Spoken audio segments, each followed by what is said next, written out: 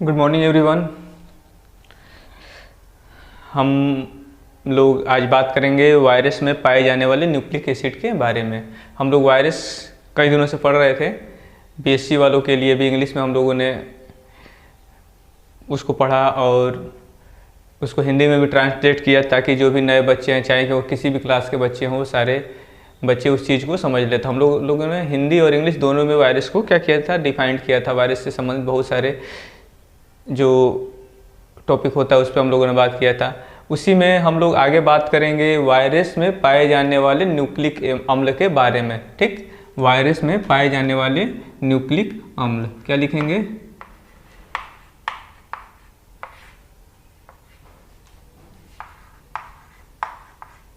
Virus के nucleic अम्ल। ठीक, न्यूक्लिक अम्ल को हम लोग, ये तो इंग्लिश शब्द है, न्यूक्लिक एसिड बोलते हैं, हिंदी अम्ल बोलते हैं। इसको एक और नाम देते हैं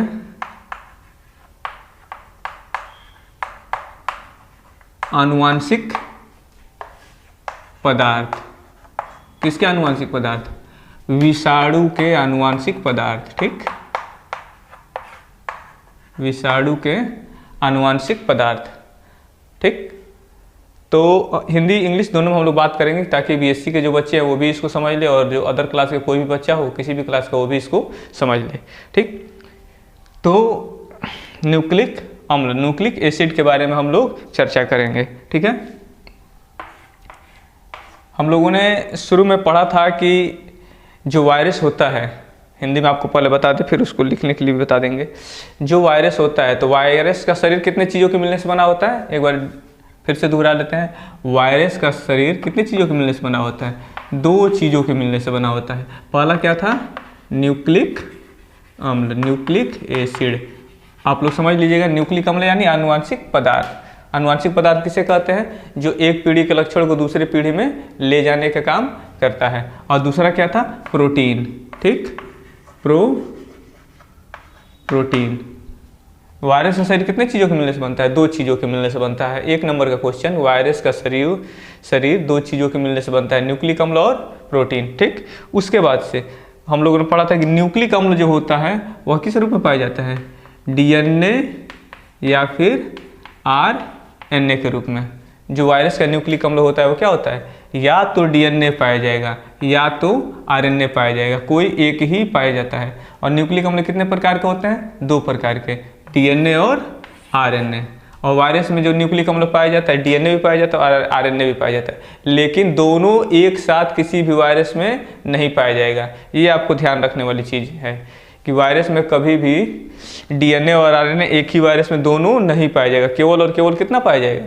एक पाया जाएगा। ये चीज़ आप लोग अपने नोटबुक में या अपनी कॉपी में इस चीज़ को नोट कर लेंगे कहीं भी कि वायरस में केवल और केवल एक प्रकार का न्यूक्लिक अम्ल पाया जाता है, या तो डीएनए पाया जाता है या फिर आरएनए पाया जाता है, कोई एक पाया जाता है, दोनों नहीं पाया जाता है। ठीक है, ये ध्यान हो गया। उसके बाद से आगे बात करेंगे वायरस में न्यूक्लिक अम्ल या तो डीएनए या तो आरएनए, कोई एक पाया जाता है। उसके बाद से जो डीएनए होता है वायरस का, वो कितने प्रकार का होता है? अब इसको हम यहाँ पे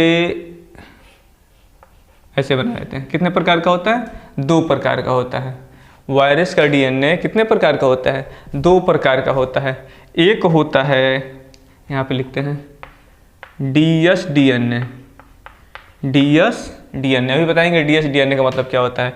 और दूसरा होता है एसएस डीएनए, एक डीएस डीएनए और एक एसएस डीएनए। ठीक, डीएनए का तो फुल फॉर्म आपको पता है, डीऑक्सीराइबोज न्यूक्लिक एसिड। आरएनए का पता है, राइबोज न्यूक्लिक एसिड। तो डीएनए कितने प्रकार का होता है वायरस में? दो प्रकार का, एक डीएस डीएनए और एक एसएस डीएनए।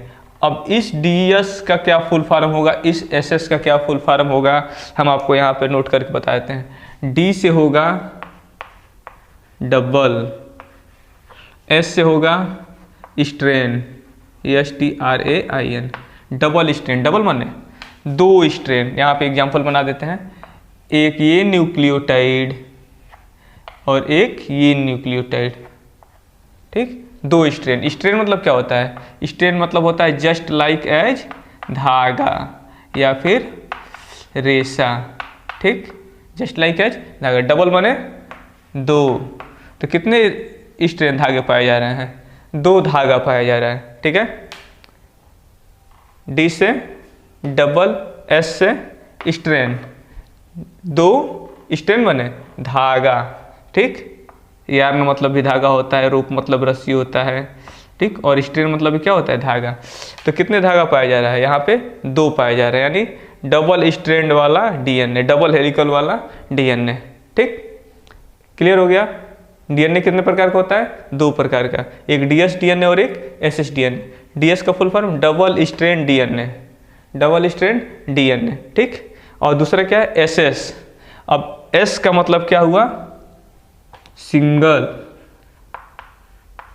सिंगल, और एक एस से, इस एस से सिंगल और इस से स्ट्रैंड, STRAIN, स्ट्रैंड। स्ट्रैंड माने धागा, ठीक। सिंगल स्ट्रैंड माने एक सिंगल पाया जाएगा। क्या चीज? एक ऐसा डीएनए जो केवल क्या हो? सिंगल पाया जाए। इसको क्या बोलेंगे? एक रेखा में पाया जाए, एक धागा पाया जाए, इसको क्या बोलेंगे? Single strand DNA, SS DNA, ठीक है। इतना क्लियर हो गया सबको? DS मतलब डबल स्ट्रैंड, SS माने सिंगल स्ट्रैंड, ठीक। ये हो गया न्यूक्लिक एसिड के डीएनए के बारे में। अब बात करेंगे दूसरा क्या है? आरएनए। अभी तक हम लोग किसको बात किए? इसको बात किए, इधर वाला। अब हम किसको बात करेंगे? इसको बात करेंगे, आरएनए के बारे में। तो ठीक जैसे यहाँ पे पाया जा रहा है डीएनए दो प्रकार का, DS डीएनए और SS डीएनए, वैसे ही ठीक आरएनए भी कितने प्रकार का पाया जाएगा? दो प्रकार का पाया जाएगा। अब इसको हम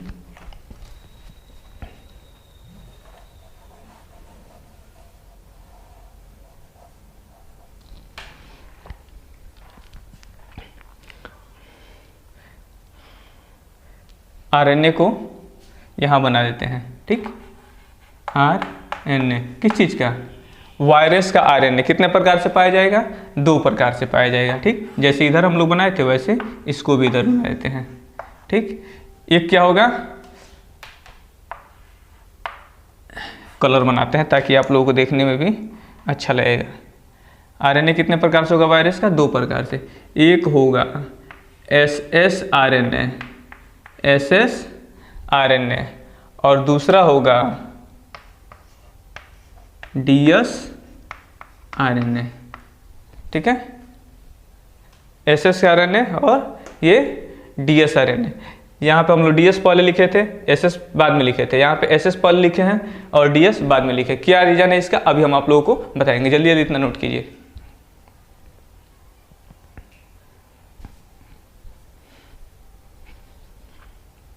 ठीक। अब हम दोनों का स्ट्रक्चर यहाँ पे बना दे रहे हैं, ब्लू से बनाते हैं, ठीक। SS आरएनए माने, अब S का मतलब आपको पता है, S का मतलब सिंगल, और फिर एक S का मतलब स्ट्रैंड, माने सिंगल स्ट्रैंड वाला आरएनए, सिंगल स्ट्रैंड वाला आरएनए, ठीक। वैसे यहाँ पे DS, D से अभी हम लोग पढ़े थे डबल, और S से स्ट्रैंड, ठीक।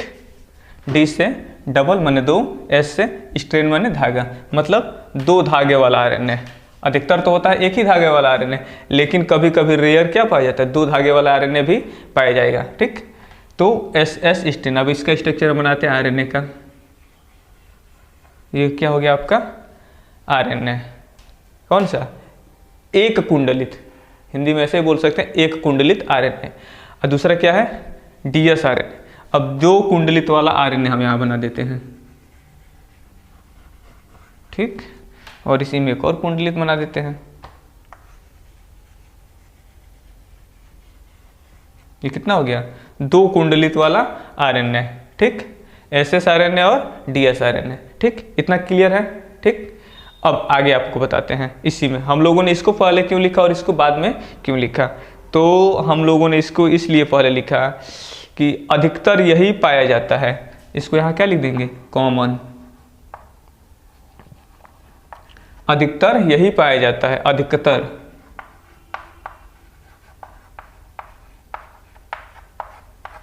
अधिकतर SsRNA ही पाया जाता है। और जो dsRNA होता है वो बहुत क्या होता है, रेयर होता है।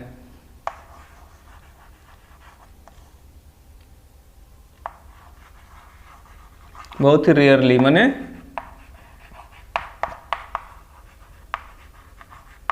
कभी कभी पाया जाता है। ठीक है, समझ में आया।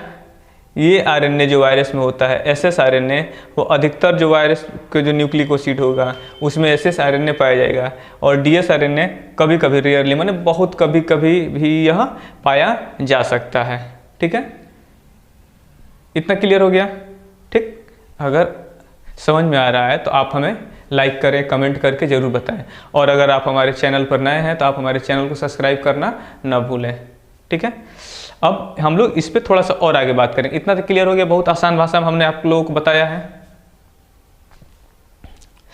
अब बात करेंगे कि यह पाया कहाँ, किसमें कौन सा वायरस अधिकतर पाया जाता है, कौन से वायरस में कौन सा DNA अधिकतर पाया जाता है। ठीक, अब यहाँ पे हम लोग नोट करते हैं छोटा सा, जो जंतु वायरस होते हैं, जीव कितने प्रकार के होते हैं, 2 प्रकार के। एक होता है जंतु, दूसरा क्या होते हैं, पौधे।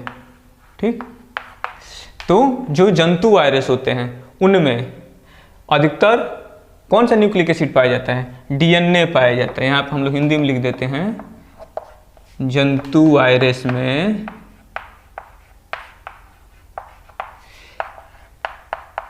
DNA न्यूक्लिक एसिड, यन से न्यूक्लिक, ए से एसिड, न्यूक्लिक एसिड पाया जाता है। जंतुओं के वायरस में अधिकतर कौन सा पाया जाता है, DNA नामक न्यूक्लिक एसिड पाया जाता है। ठीक, और पौधों के वायरस में क्या पाया जाता है, अब यहां पर लिख देंगे,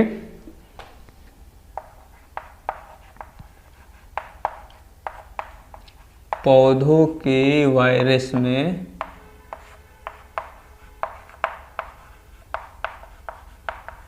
RNA नामक न्यूक्लिक एसिड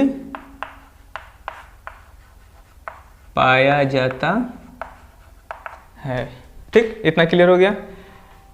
ये ध्यान रखिएगा, अगर क्वेश्चन में कभी पेपर में कोई पूछता है या फिर ऐसे भी कोई अगर जानकारी के लिए पूछ दे कि जो जंतुओं के जो वायरस होते हैं उसमें कौन सा न्यूक्लिक एसिड पाया जाता है, तो आप क्या बताएंगे कि जंतुओं के वायरस में DNA नामक न्यूक्लिक एसिड पाया जाता है, जबकि पौधों के वायरस में RNA नामक न्यूक्लिक एसिड पाया जाता है। ठीक, कभी कभी उल्टा पुल्टा भी हो सकता है, कभी कभी कोई ऐसा भी जंतु का वायरस मिल जाएगा जिसमें क्या पाया जाएगा, RNA पाया जाएगा, और कभी कभी कोई ऐसा भी पौधे का वायरस मिल जाएगा जिसमें क्या पाया जाएगा, DNA पाया जाएगा। ये एक्सेप्शन है, यह कभी कभी पाया जाता है। ठीक है, इतना नोट करें जल्दी जल्दी।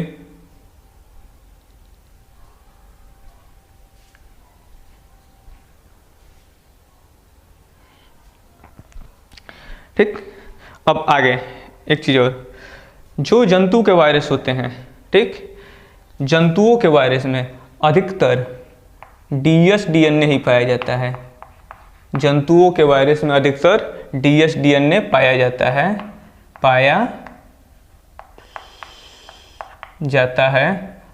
और अधिकतर में dsDNA और कभी कभी SsDNA। जैसे हम लोग यहाँ पर निकाल लेते हैं, जैसे 70% dsDNA, सॉरी 80%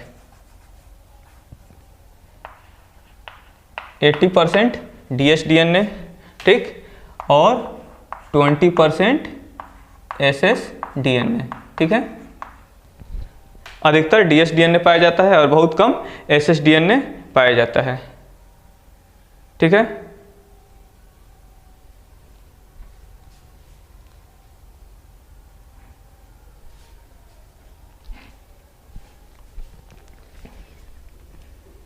जल्दी जल्दी नोट करेंगे आप लोग।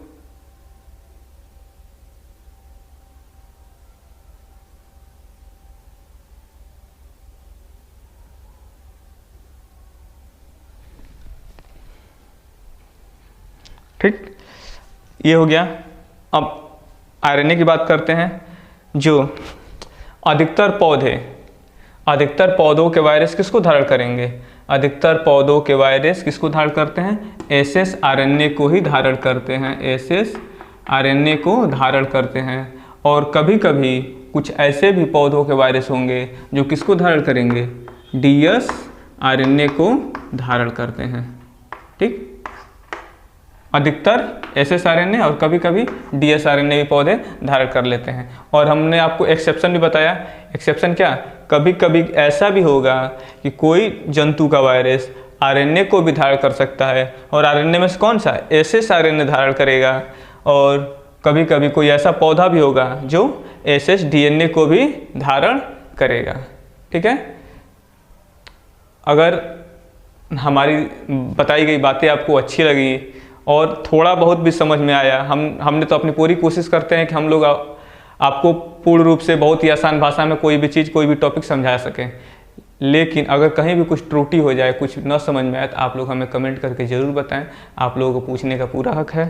ठीक, और हमारी वीडियो अगर आपको अच्छी लगती है तो हमारे वीडियो को लोगों के साथ शेयर करें, उनसे बताएं कि हम इनसे इस चैनल के माध्यम से तैयारी करते हैं और ये वीडियो हमको बहुत अच्छी लगती है, तो आप हमारे चैनल को आगे प्रमोट करें ताकि कुछ और भी बच्चे इस चैनल के माध्यम से देखें और हमसे जुड़ सकें। ठीक है, अभी हम लोगों ने आपको ये पूरा चीज़ हिंदी में समझा दिया। ठीक, अब हम ये हमारे सबके लिए हो गया, ऑल टू ऑल स्टूडेंट के लिए हो गया। लेकिन जो खास तौर पे बीएससी वाले बच्चे हैं जिनको इंग्लिश में इस चीज़ को नोट करना पड़ता है, तो इस चीज़ को हम इंग्लिश में कैसे कन्वर्ट करके कैसे लिखेंगे, ये चीज़ हम अभी आपको कुछ देर में वीडियो में बताते हैं। आप लोग एक काम कीजिए, इसको आपके सामने है, इसको जैसे है ऐसे अगर आप नोट कर लेते हैं, ऐसे आप इसको, जैसे हमने चार्ट बनाया ऐसे अगर आप चार्ट अपनी कॉपी बना देते हैं तो उतना हिंदी में लिखने की ज़रूरत नहीं है। जब आप एग्जाम में आए तो आप लिख सकते हैं, लेकिन यहाँ पे इस चार्ट के माध्यम से आप टोटली चीज़ समझ सकते हैं कि ये चीज़ क्या है। ठीक, क्योंकि आपके सामने सब कुछ रख दिया गया है। आनुवांशिक पदार्थ, ठीक, वायरस के कितने प्रकार के पाए जाते हैं? वायरस में वायरस किन चीज़ों से मिलकर बना होता है? न्यूक्लिक एसिड और प्रोटीन। ठीक, न्यूक्लिक एसिड कितने प्रकार के? 2 प्रकार, डीएनए और आरएनए। अब डीएनए कितने प्रकार का होता है इधर हम लोग पढ़ लिए। ठीक, और आरएनए कितने प्रकार के? सामने आपके पूरा चार्ट एकदम खुली किताब की तरह, आप इसको नोट कर लें, आप इस चार्ट को देख करके बना लें, स्क्रीनशॉट ले लें, प्रिंट आउट निकाल लें, और इसको जहाँ भी आप पढ़ाई करते हैं वहाँ पे आप अपने कॉपी में चिपका लें, नोट कर लें, ताकि आपके लिए बहुत ही अच्छा रहेगा। ठीक है, तब तक के लिए धन्यवाद।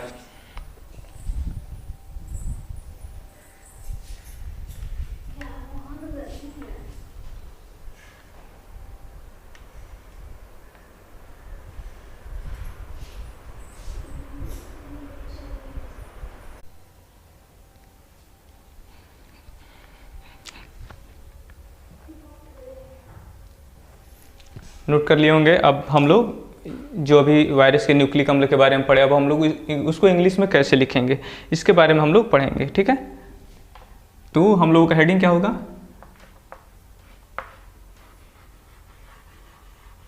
न्यूक्लिक एसिड ऑफ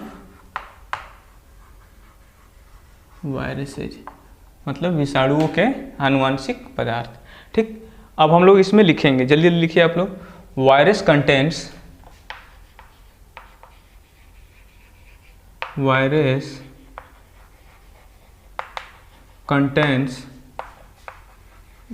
एकदम इजी भाषा में आप लोग लिखा रहे हैं, only one type of nucleic acid. ये एन से न्यूक्लिक, ए से एसिड। ठीक, ये ध्यान रहे। Virus contents only one type of nucleic acid, मतलब वायरस जो क्या है केवल एक प्रकार के न्यूक्लिक एसिड को धारण करते हैं। आइदर, EITHER, आइदर मतलब होता है या तो। ठीक, आइदर मतलब या तो। अगर जहाँ भी इंग्लिश का हिंदी आपको नहीं पता होगा, अगर हम बोलेंगे तो आप वहाँ पर नोट कर लीजिएगा। Either in the form of DNA और in the form of RNA। ठीक, क्या लिखे हम लोग? Either in the form of DNA और in the form of RNA, मतलब या तो DNA के रूप में या फिर RNA के रूप में कोई एक ही प्रकार का न्यूक्लिक एसिड यह धारण करता है। ठीक है, आगे लिखेंगे फिर से, DNA is found either in the form of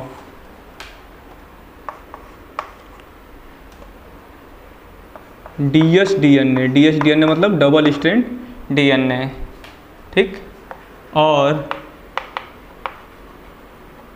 in the form of ssDNA, ठीक। क्या हम लोग लिखें, DNA is found either in the form of dsDNA, मतलब DNA जो होता है या तो वह डबल स्ट्रैंड DNA के रूप में पाया जाता है और या तो in the form of ssDNA या फिर ssDNA सिंगल स्ट्रैंड के रूप में पाया जाता है। दोनों का स्ट्रक्चर हम लोग पीछे बना लिए हैं, ठीक। एक बार यहाँ भी बना देते हैं। ये आपका हो गया dsDNA और ये हो गया ssDNA, ये क्या हो गया dsDNA, ठीक। उसके बाद से अब हम लोग बात करेंगे किसकी, RNA की बात करेंगे, ठीक। RNA के बारे में लिखेंगे वाइल, वाइल माने जबकि, while RNA is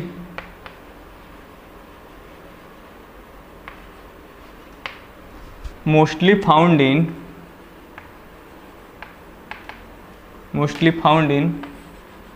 the form of ssRNA और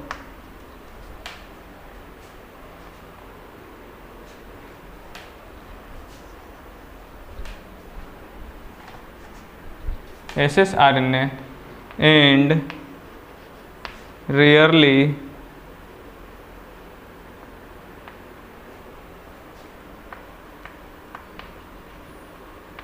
in the form of dsRNA, ठीक है। क्या लिखे हम लोग, वाइल जबकि RNA is mostly found in the form of ssRNA, माने RNA अधिकतर किस रूप में पाया जाता है, सिंगल स्ट्रैंड RNA के रूप में पाया जाता है, एंड और रेयरली कभी कभी in the form of dsRNA, और कभी कभी किस रूप में पाया जाता है, डबल हेलिकल के रूप में भी पाया जाता है। जैसे स्ट्रक्चर बना देते हैं, ये हो गया ssRNA, ठीक।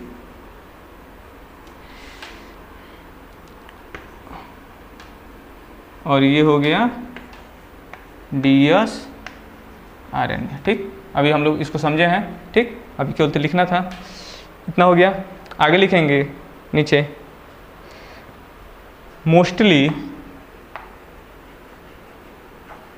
Mostly animal viruses contains, mostly animal virus contains DNA nucleic acid, mostly animal virus contains DNA nucleic acid, मतलब अधिकतर जो पौधों जंतुओं के वायरस होते हैं किसको धारण करते हैं, DNA नामक न्यूक्लिक एसिड को धारण करते हैं, ठीक। वाइल जबकि प्लांट वायरसेज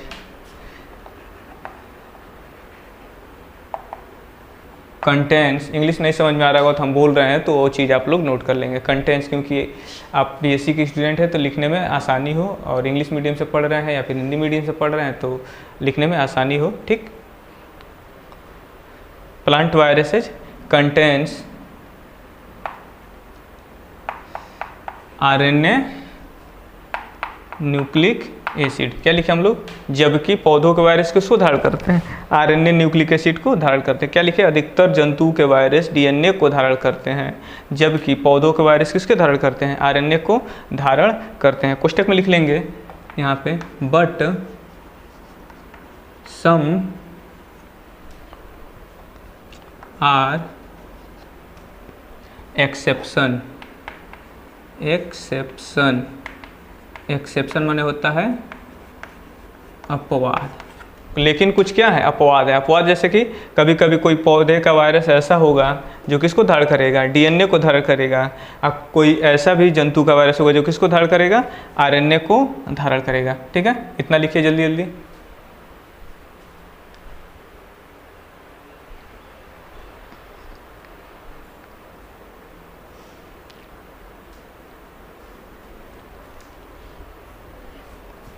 ऊपर से मिटाते हैं।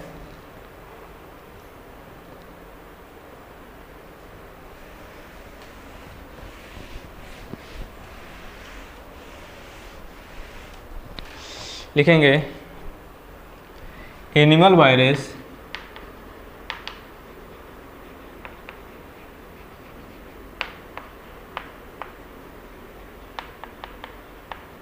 contains, animal virus contains mostly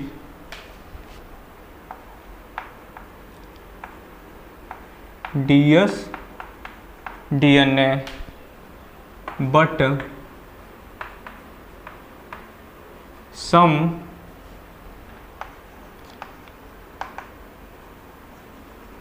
animals virus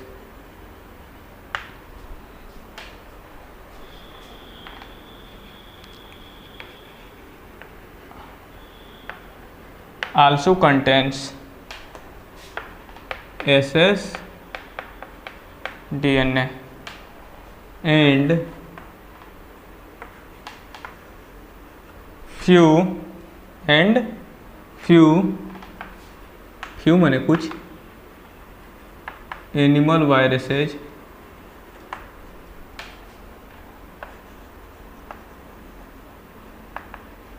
contains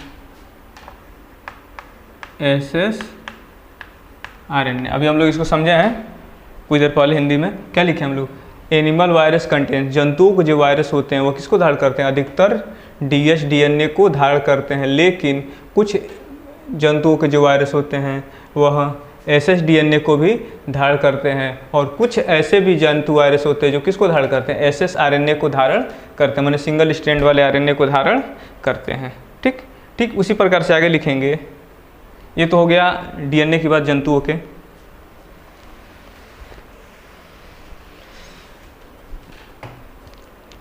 आगे लिखेंगे most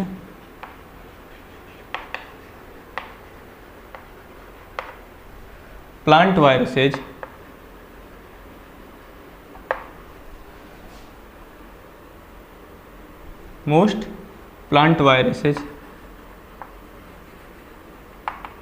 contains nucleic acid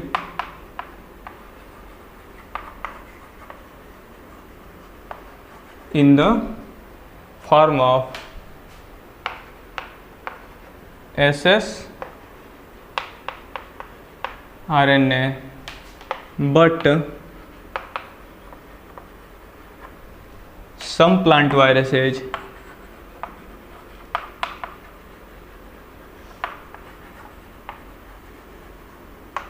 contains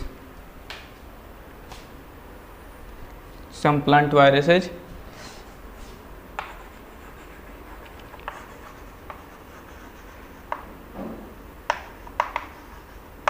also contains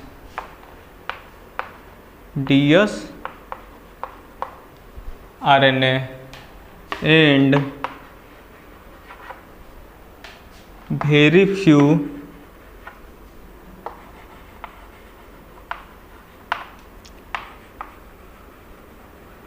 plant viruses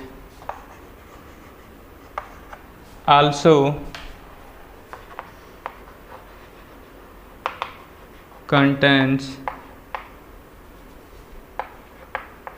SS DNA। क्या लिखे हम लोग, मोस्ट प्लांट वायरस है, अधिकतर पौधों के जो वायरस होते हैं वो किसको धारण करते हैं, SS RNA नामक न्यूक्लिक एसिड को धारण करते हैं, लेकिन कुछ पौधों के वायरस ऐसे भी होते हैं जो डबल स्ट्रैंड आरएनए को धारण करते हैं। एंड वेरी फ्यू, और कुछ ऐसे भी पौधों के वायरस पाए जाएंगे जो कभी कभी किसको धारण करेंगे, सिंगल स्ट्रैंड वाले डीएनए को भी धारण करते हैं। ठीक है, ये इतना समझ में आया? ठीक, अगर ये चीज़ आपको समझ में आई, अच्छा लगा, तो आप दूसरे लोगों के साथ भी इस चीज़ को शेयर करें ताकि वो लोग भी देखें और समझें। ठीक, क्योंकि ये हमारा चैनल आप लोगों के लिए फ्री ऑफ कास्ट है, इसमें कोई आपको पे करने की आवश्यकता नहीं है। आप फ्री में इसको देख सकते हैं, फ्री में सीख सकते हैं। आप कोचिंग में, स्कूल में जाते हैं, कोचिंग जाते हैं, वहाँ पे आप कुछ फी प्रोवाइड करते हैं इंस्टीट्यूट को, तो आपको ऐसी ऐसी जानकारी, इतनी डीपली जानकारी, इतनी एक एक शब्द की जानकारी दी जाती है। स्कूलों में तो मान लीजिए आपको क्लास करना ही है, ज़रूरी है, तो वो चीज़, ठीक, तो वही चीज़ सेम टू सेम हमने आपको उठा करके यहाँ पे देने की कोशिश किया है। तो आप हमारे वीडियो को अगर अच्छे लगे तो आप हमारे वीडियो को दूसरों के साथ शेयर करें, देखें, और एक बार नहीं समझ में आए बार बार देखें और लोगों को बताएं। जो अच्छे हैं, पढ़ने वाले बच्चे हैं, जिनको पढ़ने में रुचि है, जानकारी हासिल करना चाहते हैं, तो वो इस वीडियो के माध्यम से वायरस के बारे में और भी तमाम तरह की जो भी जानकारी हम लोग अपने इस चैनल पर डाल चुके हैं और आगे भी डालते रहेंगे। आप इसको देखते रहें। तब तक के लिए जय हिंद। आप लोग हमें अपना आशीर्वाद बनाए रखें।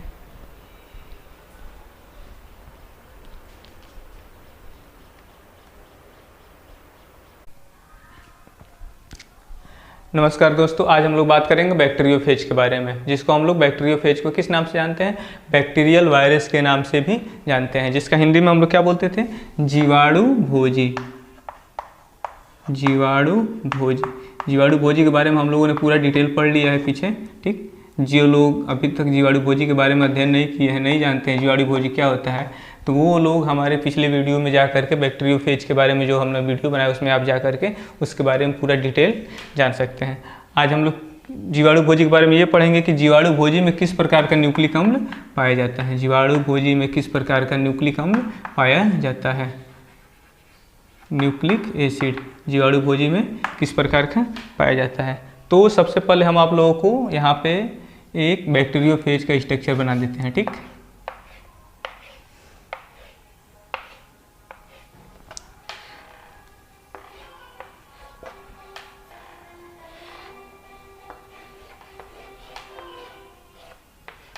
ठीक, और एक और बना दे रहे हैं यहाँ पे, ये नॉर्मल बना देते हैं। पूरा इसका अल्ट्रा स्ट्रक्चर जैसे होता है वो हमने आपको पिछले वीडियो में जब हम लोग बैक्टीरिया पढ़ाया था बैक्टीरियोफेज, तो वहाँ पे इसको हम लोगों ने पूरा इसको बनाया हुआ है, वहाँ पे डिटेल में कैसे बनाना है। ठीक, तो ये हमारा क्या हो गया, बैक्टीरियोफेज। इसमें अभी हम लोगों ने ये क्या है, पूरा प्रोटीन का शीट है। इसको बोलते हैं हम लोग हेड, इसको बोलते हैं टेल, टेल माने पूंछ, हेड माने सर, और इसको क्या बोलते हैं, नेक, नेक माने गर्दन। ठीक, ये। और अब हम लोग बात करेंगे कि बैक्टीरियोफेज में किस प्रकार का न्यूक्लिक अम्ल पाया जाता है। हमने न्यूक्लिक अम्ल इसमें अभी नहीं बनाया है। आपको सबसे पहले पता होना चाहिए कि वायरस कितने चीज़ों के मिलने से बना होता है, दो चीज़ों के मिलने से। पहला क्या था, न्यूक्लिक एसिड, दूसरा क्या था, प्रोटीन। अभी हम लोग पिछले क्लास में न्यूक्लिक एसिड के बारे में पूरा डिटेल में पढ़े हैं और अभी हम लोगों का न्यूक्लिक एसिड का ही चैप्टर चल रहा है। ठीक, न्यूक्लिक एसिड का ही चैप्टर चल रहा है। यहाँ पे लिख लेंगे nucleic acid of bacterial virus. ठीक, ये हमारा हेडिंग रहेगा। तो जैसे न्यूक्लिक एसिड खत्म हो जाएगा फिर हम लोग प्रोटीन की बात करेंगे, किस प्रकार से प्रोटीन वायरस में पाया जाता है। ठीक, अभी हम लोग न्यूक्लिक एसिड के बारे में बात कर रहे हैं। अभी किसके न्यूक्लिक एसिड के बारे में हम लोग को पढ़ना है, जीवाणु भोजी, बैक्टीरियोफेज, जो जीवाणुओं को खा जाता है। एक ऐसा वायरस जो जीवाणुओं को खा जाता है उसको क्या कहते हैं, जीवाणु भोजी कहते हैं। ये हम लोग पढ़ चुके हैं। तो जो जीवाणु भोजी होता है, बैक्टीरियोफेज होता है, उसमें किस प्रकार का न्यूक्लिक अम्ल पाया जाता है। तो हम आपको यहाँ बनाते हैं, जीवाणु भोजी जो होता है उसमें न्यूक्लिक अम्ल के रूप में क्या पाया जाता है, डीएनए पाया जाता है। जीवाणु भोजी में, बैक्टीरियोफेज में न्यूक्लिक एसिड किस रूप में पाया जाता है, डीएनए के रूप में पाया जाता है। और डीएनए किस प्रकार का, DS DNA, DS DNA, DS माने डबल स्ट्रैंड वाला डीएनए। ठीक, यहाँ पे हम बना दे रहे हैं डीएस डीएनए, डबल स्ट्रैंड वाला डीएनए पाया जाता है। अब डीएस डीएनए किसे कहते हैं, इसके बारे में पूरा डिटेल चर्चा हम लोगों ने पिछले क्लास में किया था। ठीक, और कभी कभी यह मोस्टली होता है, मोस्टली माने अधिकतर, मोस्टली माने अधिकतर। और कभी कभी, कभी कभी को हम लोग क्या लिखते थे, रेयरली, कभी कभी, ठीक, रेयरली, कभी कभी कौन सा पाया जाता है, इसमें दूसरे कलर से बना देते हैं, ये क्या हो गया आपका SSDNA, ठीक, समझ में आया। बैक्टीरियोफेज में जो न्यूक्लिक अम्ल पाया जाता है वह DNA के रूप में पाया जाता है, और अधिकतर बैक्टीरियोफेज में जो न्यूक्लिक अम्ल पाया जाता है वो क्या पाया जाता है, DSDNA पाया जाता है, डबल स्ट्रैंड वाला DNA पाया जाता है। और कभी कभी इसमें क्या पाया जाता है, SSDNA माने सिंगल स्ट्रैंड वाला DNA भी पाया जाता है। तो इसको किस प्रकार से लिखेंगे, लिख लीजिए, बोल दे रहे हैं, लिखिए, नीचे लिख दें, नीचे लिख दे रहे हैं, the bacteriophage, the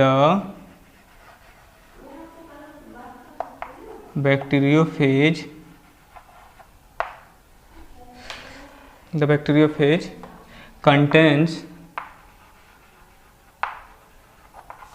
the bacteriophage contains mostly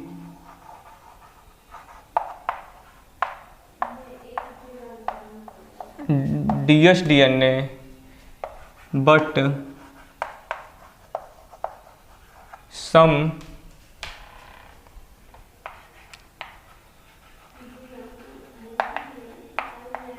some bacteriophage